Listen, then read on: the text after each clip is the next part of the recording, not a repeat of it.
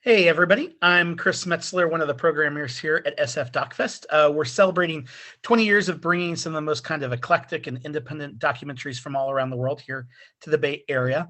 I say that 20 years kind of shockingly. I think our founder, Jeff Ross, never expected to be putting on a film festival 20 years later. He started it in a kind of an empty church in Union Square. It was like 3 days long, and now we're 2.5 weeks of all kinds of films from around the world.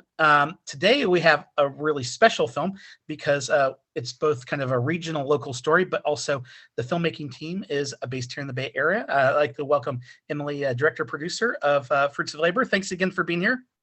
Hi, thank you, Chris. This is really, really exciting. I'm just so pleased. And to get the support of SF Doc Fest is really special. And we're just excited as the team for the virtual presentation, but also for the in-person at the Roxy is going to be awesome. Yeah, it's been a little bit of a weird world in the filmmaking and festival communities this last year. It's kind of nice that we're able to kind of transition here as summer gets started off. Maybe a good place to start.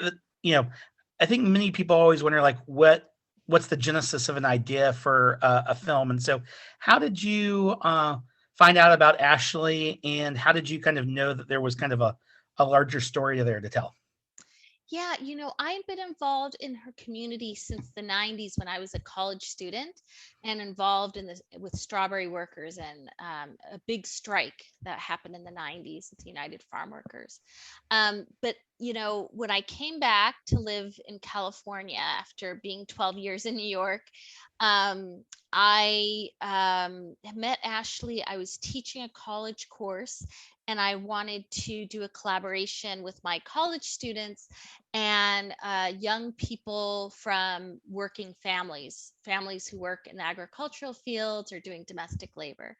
And the group that I ended up working with, or we all did a video collective with, was a group of young people and their families that had fought to reclaim city land and make their own urban garden to grow their own food. And so that community film happened around that garden.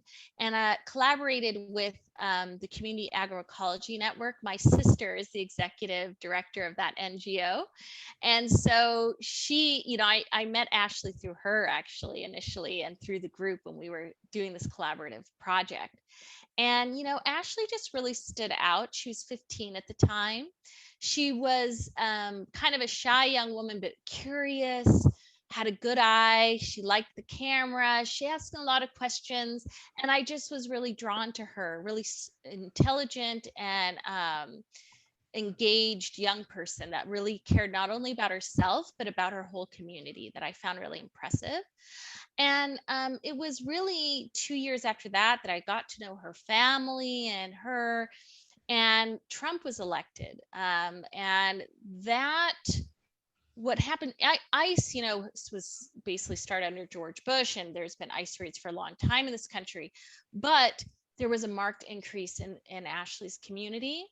And all these young people I had continued working with after we had done the video collective project, they went to go work in the agricultural fields, replacing undocumented adults. So adults who were undocumented were scared to go to places of work that were vulnerable to ICE raids.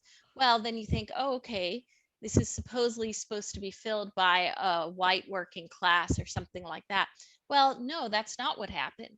What happened was the kids of families that were many born in the US went to work because agricultural labor is one of the only sectors in the United States where you can be as young as 12 years old without restrictions and working. That's a vestige of slavery, a vestige of the New Deal and Jim Crow. When Southern Democrats for the New Deal happened, they wanted to exclude brown and black people. They couldn't. So they said, we'll exclude worker protections for ag workers, agricultural workers, and domestic, people who do house cleaning or cleaning services. And so, when I saw this, well, kids have worked in the fields for a long time. This was a marked increase in child labor that I saw in this town. So there's a story here. And it went through many iterations. At first, it was supposed to be just a podcast. I'm like, I can't raise the money for a film. Like, so I wanted to do this podcast thing. That quite didn't happen. And then Ashley was entering her last year of high school. We did make a Guardian short. And so I approached Ashley and I said, I thought, wow, there's not really many, there's coming of age stories are a very popular American genre of film, but I don't see many being made or afforded to working women of color. So I thought, wow, there's a lot of social issue films where a lot of times people of color are stand-ins for a social issue, but I wanted to do a film that allowed Ashley to be a full person. And so I felt that a genre of storytelling would lend itself so that we could have some of those poetic moments that open the world up to her interior self and who she was as a teenager, not only a child worker. So that's really how, I came to the story. I was lucky that, I built that relationship with Ashley, that she was willing and brave enough, and her family, to say yes, and that we could move forward on this crazy adventure of making a feature film. Well, it was interesting how that kind of idea gestated over time, because I do think, what I think really kind of takes me, with the film is that, it is the kind of story that's kind of told from the inside out, in the sense that so often when there's stories about agriculture or farm laborers, it's all about the issues, whereas this, it's truly is a kind of character portrait, which is the reason why we watch films anyways. I mean, we don't go to see movies because we care about issues, we care about people. And then hopefully through people's stories, hopefully we can be a bit empathetic and, can be a catalyst for change in those ways. It's interesting you mentioned about getting Ashley and her family to buy in to kind of participate in the film. I mean, obviously there were a lot of risks to them and other people in their community. And so was there any hesitation about sharing their story, or was were they motivated more by the issues, or in some ways, I mean, it seems like kind of a cool art project. I mean, even, Ashley's credit is kind of a writer. And so was it partly of just like this idea of creating and telling a story that attracted her to kind of want to make a film, or what was her motivations? Yeah, so I think it's sort of multiple motivations, I guess. So Ashley often says, well, one of her motivations, she does consider herself an activist and wanting good things for her community. So one of the things she thought, wow, like she said, there was a personal part that she felt pretty lonely and alienated, having to become her family's breadwinner and feeling often alone. And so she was like, it was, she had this relationship with me and it was nice, she said, to have the camera around witnessing her life, and trying to show people this is what I'm going through. And then also, I think that evolved over time to be really about realizing, wow, the power of this medium, and that I want to show people, young people, they are not alone. And so I think for Ashley, there is a trajectory there. Then also, yes, the cool art project aspect.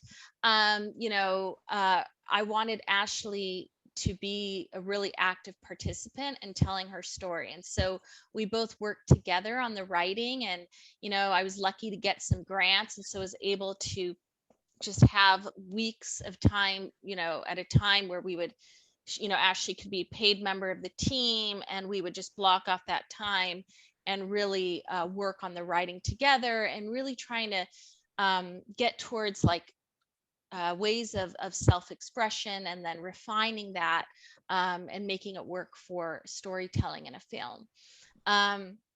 So there's that aspect. And then, there wasn't, honestly, sometimes there was more resistance on my part, and always checking in. You'll see in the film, Ashley's mom is undocumented, and that's part of the drama of the story. And I've always been concerned, and I think it's something to always be checking in, and being very clear, this, especially with her mom, from the beginning, I said, I don't know what's going to happen. We have no idea. It's a risk. But my desire is that this would be in film festivals, that I would have it broadcast, that it'll have the widest reach possible, even hopefully on a global scale. Those are the desires and aims. And so, Ashley's mother is also really active in her community, and she wanted to tell that story, and she believes it's really important for people to gain awareness of what, she's lived here for over 2 decades, and she has 4 children born in the US, and she does essential work. She works really hard, and yet she's under this constant terror and threat. So I think that, there's ongoing conversations, but I think that what I feel like Ashley and her family, and especially in her mom, have very just clear ideas of what their desires are to participate in this project. Yeah, well, it sounds cliche to mention about how brave they were to be able to kind of tell their story, but I think obviously that underlying curiosity that you saw in Ashley from the beginning, I think is just kind of evident in every frame of the film. So, can you tell us a little update of, like, since you wrapped filming the film, what's Ashley's kind of trajectory in life been, and how have they kind of coped with the pandemic, and of course all the kind of changes there in society, of becoming a young adult and being out of school. Yeah, I mean, I think in many ways things have improved for her and her family, and in other ways there's still a lot of struggle there. So, the uh, all of them continued. Well, her mom had a brief time of not working. But Ashley now works as a homemaid and continued in that work. And then she's also a student. So she's working towards completing her associate's degree. And she Hmm. really loves Chicano studies and psychology. So those are areas. And then she also likes filmmaking. So I still hire her on like short film projects I do as a field producer. And want to see if maybe we can get her a camera and, see what she wants to do with that. And then her aim is to eventually go to a 4-year college. But yeah, I mean, she's, the point of the film, that the success of the film would contribute to her success as well, both monetarily and just in personal growth. And it has in mine as well, in all of ours. And I think that was really important from the very beginning for me in conceptualizing the film. Sort of my motto's been rising tides lifts all boats. And so I've tried to really keep true to that. Nice. Well, as we wrap up the Q&A, I guess one thing I wanted to make sure to cover is that, what was your kind of aesthetic approach for kind of capturing the story, and were there any other kind of films, whether it be documentary or fiction, that kind of influenced the kind of way you wanted to approach this film, especially revisiting your comment of, like, obviously there's this kind of genre of film of kind of youth stories and things. Yeah, it's funny. I think my biggest influence came from novels. So one thing that I just really stuck to is Their Eyes Were Watching God by Zora Neale Hurston. And Zora Neale Hurston's a hero of mine. I was trained as an anthropologist, and I've always I like to plant myself in ancestors and look at the past and what are the conversations and debates that have happened in the past, because it's amazing how they just keep repeating themselves. And so when realizing, oh, I stand on the shoulders of giants, gives me the confidence to move forward, even when sometimes there can be critiques of what me or the team and everybody is up to with this film. So that was very, she was very critiqued when that film was published, because it wasn't seemingly political enough. And that it discussed love and a woman coming into her own, and that seemed too light in the time of the Harlem Renaissance. And then it was reclaimed much later, by feminists. And for me, I don't think so much in its release. Sometimes some of the critics, I can hear that, like, oh, it skims the surface or certain language. But some folks thought, wow, this really should be an expose. And I really stuck to it being really about a woman coming into her own, and to looking at family dynamics and how that intersects with women and work. And so for me, that was really important. And in the end, I'm really glad that's what I stuck with, that and that we all stuck as a team with that vision and having the confidence to do what sometimes people describe as very feminine, or not having a certain gravitas. So I would say Zora is the biggest influence. And then I also just watched, teen movies. I like teen rom-coms, comedies, just because I thought, okay, I want a teen audience. And so there's some lightness to the film, as well as really looking at her hardships. Ashley's a really dynamic person, so she can sometimes there's certain moments I laugh, or just really enjoy Ashley and her idiosyncrasies as a teenager. Well, Oz, well,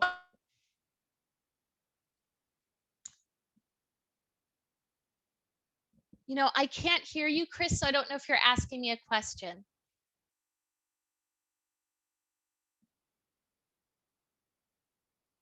might have had a little Zoom hiccup there. Is that right? Yeah. Right here is we're wrapping everything up, but I wanted to say, Emily, thank you again for sharing your beautiful film as part of SF DocFest, and of course being part of the Bay Area documentary filmmaking community. We'll definitely look forward to your next project. And everybody, if you could just remember, after you watch this beautiful film, Fruits of Labor, talk about it on Facebook and Twitter and Instagram, and share the hell out of it. And we'll look forward to kind of seeing the progress of the film. And thank you again, Emily. Thank you, Chris, for your amazing support. It's awesome for us Bay Area filmmakers, and just I feel really proud. So thank you so much. Awesome. Very cool. And looking forward to seeing the Roxy in a few weeks. See you soon.